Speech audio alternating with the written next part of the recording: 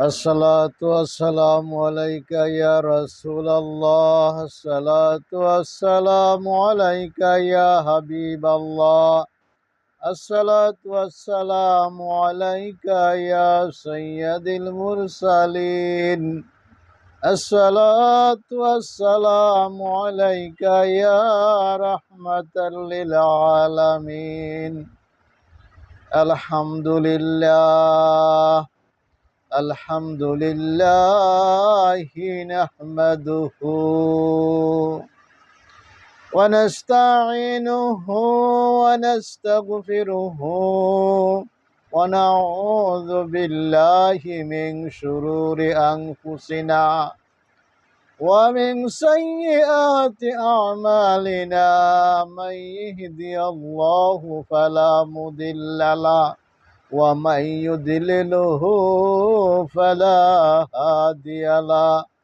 ونشهد أن لا إله إلا الله وأن محمدا عبده ورسوله. وما أرسلناك إلا رحمة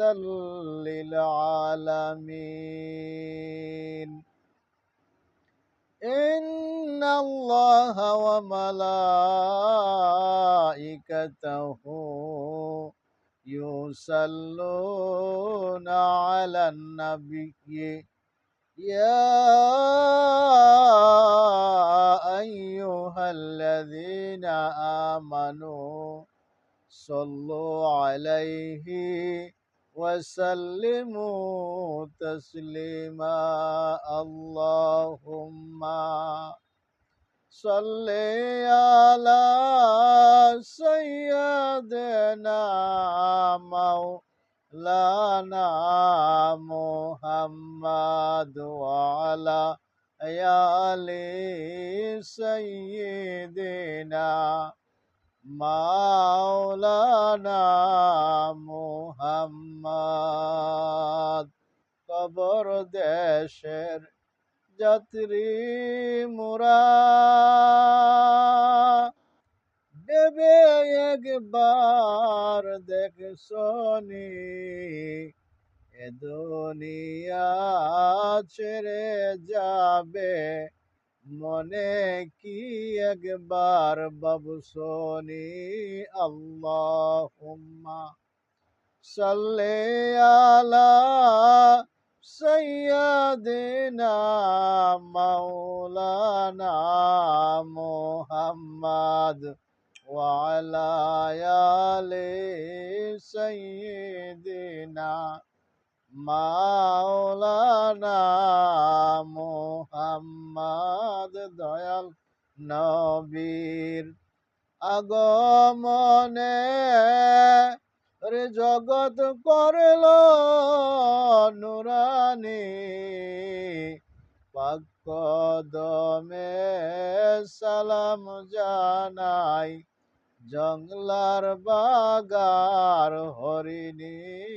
আল্লাহুম্মা সাল্লি আলা সাইয়্যিদিনা মাওলানা মুহাম্মদ ওয়া আলা আলি সাইয়্যিদিনা মাওলানা মুহাম্মদ।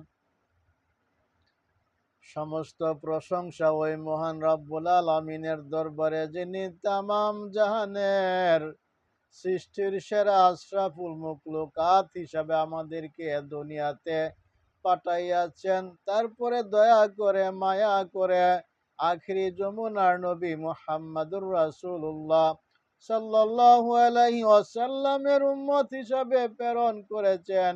এই কারণে মহান রাব্বুল আলামিনের দরবারে শুকরিয়া জানাই আলহামদুলিল্লাহ। বাইরা আমার, বাবাজিরা আমার, গভীর মনোযোগ সহকারে শুনুন। আমি আল্লাহ পাক রাব্বুল আলামিনের কালামুল্লাহ শরীফ থেকে ছোট্ট একখানা আয়াত তেলাওয়াত করেছি। আয়াতের ব্যাখ্যা স্বরূপ, এই আয়াতের তাফসীর স্বরূপ যতটুকু আল্লাহ পাক রাব্বুল আলামিন আমাকে বলার তৌফিক দেয় ততটুকু বলার চেষ্টা করব।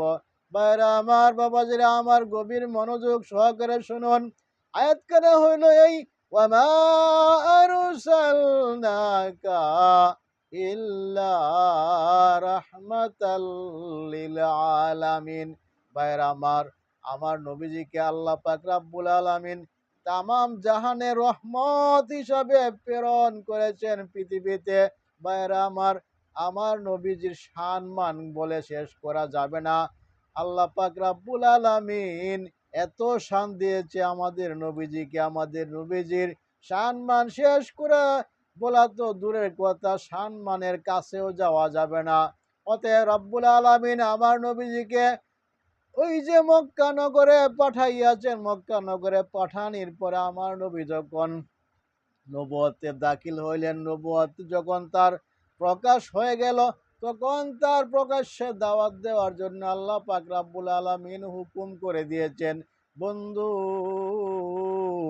আমি আপনাকে যে রেসালাতের দায়িত্ব দিয়েছি, রেসালাতের দায়িত্ব আপনি এই যে দুনিয়ার বুকে প্রেরণ করেন, প্রত্যেকটা মানুষের সামনে আমার এই যে ইসলামের দায়িত্ব আমি আপনাকে বুঝাইয়া দিয়েছি, আপনি জনগণের কাছে পৌঁছাইয়া দেন, এটা আমার প্রতিজ্ঞা।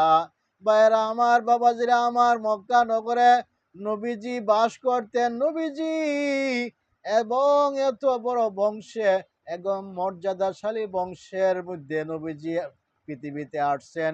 এই পৃথিবীতে আসার পরে নবীজি যখন দাওয়াত দেওয়া শুরু করলেন, তখন নবীজি ইসলামের পতাকা যখন উড়াইবার চেষ্টা করলেন, তার কিছু কাছের লোক খুব কঠিনভাবে জ্বালা যন্ত্রণা শুরু করে দিল। এমনকি নবীজিকে হত্যা করার জন্য তারা চেষ্টা করেছিল।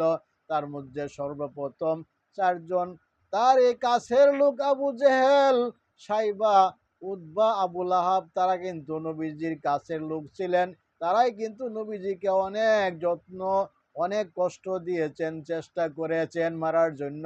ভাইরা আমার, আল্লাহ পাক রব্বুল আলামিন যাকে দুনিয়াতে বাঁচাইয়া রাখে, কারো শক্তি নাই মারার, কারো শক্তি নাই তাকে আঘাত করার। এমনকি পৃথিবীতে আল্লাহ পাক রব্বুল আলামিন ক্ষুদ্র একটা প্রাণীকেও সুন্দরভাবে তার যে কদিন হায়াত আছে তাকে খাওয়াইয়া দাওয়াইয়া পৃথিবীতে তাকে সুস্থ রাখে। ভাইরা আমার, যখন মক্কা নগরে ইসলামের দাওয়াত দিতে শুরু করলেন, আমার নবী, দয়ার নবী, মায়ার নবী, দাওয়াত দিতে যাইয়া সর্বপ্রথম আবু জেহেল তার প্রতি আঘাত করা শুরু করলো। নবীজি দাওয়াত করতেন, দাওয়াত দিতেন, ইসলামের দাওয়াত দেওয়ার পরে আবু জেহেল, আবু লাহাব, সাইবা, উতবা এরা চিন্তা করলেন যে মোহাম্মদ কি শুরু করলো, এটা মোহাম্মদ এটা কি শুরু করলো, আমাদের পূর্বের পুরুষের ধর্ম বিলুপ্ত করার জন্য সে এক নতুন ধর্ম নিয়ে পৃথিবীতে এসেছে। না না, এই ধর্ম যদি এইভাবে প্রচার করতে থাকে, তাহলে আমাদের ক্ষমতা সব চলে যাবে, আমাদের ক্ষমতা থাকবে না, আমাদেরকে কেউ নেতা মানবে না, একমাত্র মুহাম্মদকে নেতা মানবে। এই কারণে তারা কি করলো, কটূক্তি করতে লাগলো। তারা কি করতে লাগলো, এইভাবে বিরোধিতা করতে লাগলো। বিরোধিতা করতে করতে একটা পর্যায়ে নবীজির প্রতি তারা এমন ভাবে বিরোধিতা করতে লাগলো, শেষ পর্যন্ত আমার দয়ার নবী, মায়ার নবী মক্কা ছাড়তে বাধ্য হলেন। তিনি চিন্তা করলেন, এত বিরোধিতার মধ্যে আমি কেমনে ইসলাম প্রচার করব না, এখন আমি একটু চেষ্টা করব যেন তারা, আমি যেন কিছুক্ষণের জন্য বা কিছু দিনের জন্য আমি এই মক্কা নগর ত্যাগ করে আমি যাব আমার মা হালিমার দেশে, সেখানে যাইয়া তায়েফে আমি ইসলাম প্রচার করব। ইসলাম প্রচার করলে হয়তো তায়েফবাসীরা আমাকে সজোরে গ্রহণ করবে, আমার ইসলামের পতাকা তারা উত্তোলন করবে, সেই আশা করে আমার দয়ার নবী, মায়ার নবী কি করলেন, তায়েফে রওনা করলেন। ভাইরা আমার, তায়েফে রওনা করার পরে নবীজি যখন তায়েফ দেশে যাইয়া ইসলামের দাওয়াত দিতে শুরু করলেন, তায়েফবাসীরা এমন ভাবে রাগান্বিত হইল, রাগান্বিত হওয়ার পরে তায়েফবাসীরা আমার নবীর প্রতি এমন জুলুম করতে লাগলো, এলাকার কিছু ছোট পোলাপান ছিল তাদেরকে লালাইয়া দিছে, লাগাইয়া দিছে। এই বাচ্চারা যাও এই পাগলটাকে তোমরা পাথর মারো, পাথর মারতে মারতে তাকে শেষ করে দাও। এভাবে পাথর মারা শুরু করলো বাচ্চারা। মারা শুরু করার পরে নবীজির গায়ের রক্ত মুবারক সারা গায়ে থেকে পড়তে শুরু করলো, ঝরতে শুরু করলো। এভাবে রক্ত মাথা থেকে সারা অঙ্গ থেকে এভাবে ঝরতে শুরু করলো।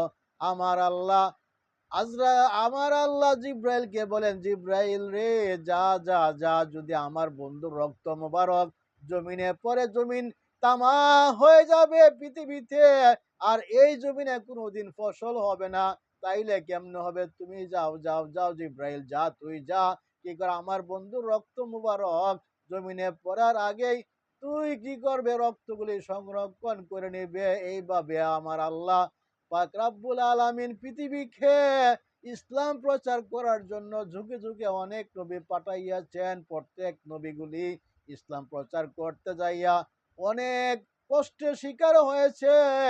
অনেক নবীগুলি কিন্তু মারাও গিয়েছে। এই কারণে আমার নবীজির নাম রাখছেন ওয়ামা আরসালনাকা ইল্লা রাহমাতাল লিল আলামিন। নবী মোর পরশমণি, নবী মোর সোনার কনি, নবী নাম জপে যে জন সেই তো দুজাহানের ধনী। নবী মোর পরশমণি, সে নামে মধু মাকা, সেই নামে জাদু রাখা, ওরে সেই নামে মজনু হইল মৌলাই আমার কাদের গুনি। নবী মোর পরশমণি, নবী মোর সোনার কনি, নবী নাম জপে যে জন সেই তো দুজাহানের ধনী। ভাইরা আমার, বাবাজিরা আমার, আমি আল্লাহ পাক রাব্বুল আলামিনের নবী মুহাম্মদুর রাসূলুল্লাহ সাল্লাল্লাহু আলাইহি ওয়াসাল্লামের প্রশংসা করে আমি শেষ করতে পারবো না। এমন ভাবে আল্লাহ পাক রাব্বুল আলামিন আমার নবীজিকে, আপনার নবীজিকে এত সম্মান দিয়ে পৃথিবীতে প্রেরণ করেছেন এই ইসলাম প্রচার করার জন্য। এই ইসলাম প্রচার করতে যাইয়া যারা যত নবীগুলি পৃথিবীতে এসেছে, প্রত্যেক নবীগুলি কিন্তু অনেক কষ্ট করেছে, অনেক লাঞ্ছনা সহ্য করেছে। কিন্তু এখন বর্তমানে দেখা গেল কিছু কিছু মানুষ আছে নবীজির ওই সম্মানটুকু ইজ্জতটুকু দিতে চায় না। বরং অনেক অনেক মানুষ আছে তারা পৃথিবীতে এসে নবীকে নবীকে তারা নিজের মতো মনে করে, নবীকে নবীর মতো মনে করে না, নবীকে সাধারণ মানুষের মতো মনে করে। কিন্তু না, নবীজিকে আল্লাহ পাক রব্বুল আলামিন আমাদের মতো পৃথিবীতে প্রেরণ করে নাই। আমাদের সে অনেক উত্তম নবীজিকে আল্লাহ পাক রব্বুল আলামিন কি করেছেন, দুনিয়াতে পাঠাইয়াছেন। এমন ভাবে পাঠাইয়াছেন, সর্বনবীর যত নবী এসেছেন সমস্ত নবীর ঊর্ধ্বে আমাদের নবীজিকে আল্লাহ পাক পাঠাইয়াছেন। এবং সব নবীগুলির সে আমাদের নবীকে আল্লাহ সম্মান দিয়ে পাঠাইয়াছেন। এমনকি আমার নবীকে আল্লাহ পাক দয়া করে মায়া করে আরশে আজমে নিয়ে আল্লাহ পাক রব্বুল আলামিন মেরাজ করাইছেন, দিদার লাভ করাইছেন। এমন নবীর উম্মত হওয়ার পরও যারা নবীজিকে নবীর মতো সম্মান করতে চায় না, নবীজিকে নবীর মতো তারা ইজ্জত করতে চায় না, তারা কিভাবে হাসরের দিনে নবীজির সাফায়াত পাইবে আমি এটা বুঝতেই পারতেছি না। ওয়া আখিরু দাওয়ানা আলহামদুলিল্লাহি রাব্বিল আলামিন।